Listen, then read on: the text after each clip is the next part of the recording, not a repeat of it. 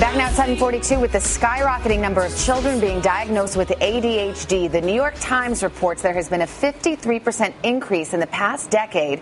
In all, 11% of kids have been diagnosed with the disorder, and approximately 2/3 are being treated with medications like Ritalin and Adderall. Dr. Nancy Snyderman is NBC's chief medical editor. Nancy, good morning to you. The Times analyzed CDC data. To you, is there any medical explanation for this explosive of a rise in these diagnoses, or is it clear to you we are overdiagnosing this condition? I can't explain in one generation why you would see it leap this big, but I think we were underdiagnosing before, and I think it's very easy to overdiagnose now.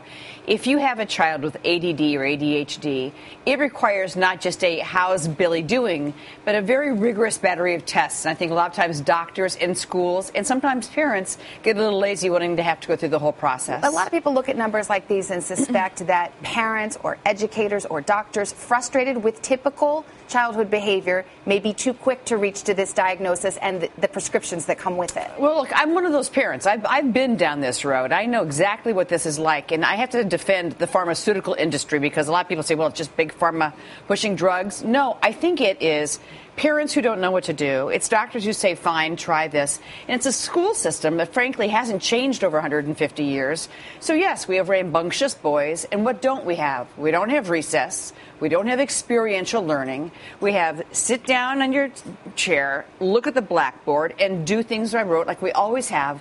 And yet, we have changing brains. Technology has rewired things, and I think that's part of it. I wanted to ask you about that because you say it's hard to explain this generational shift. On the other hand, is this truly a condition of its time? These are children raised with iPhones, with video games that move so fast. I mean, is this an attention span, a generation where the attention span is so much smaller? Look at you and me.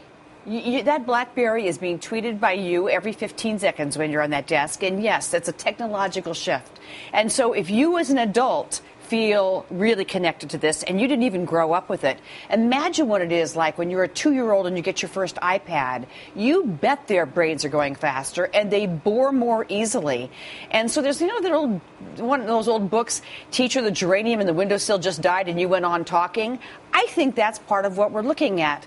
But when these medicines are used judiciously, they allow kids to concentrate and do well. When they are used improperly in kids who don't need them and in doses that are too high, they can cause psychosis and death. So this is parents, teachers, and frankly, students having to look at this in a very different way. And pediatricians are in the central part of this, too. If parents are worried, they should be asking their doctors for a rigorous screening. This is not a how is Billy doing. This is really testing at school and observational testing, too. It can be done right. All right, Nancy, thank you so much.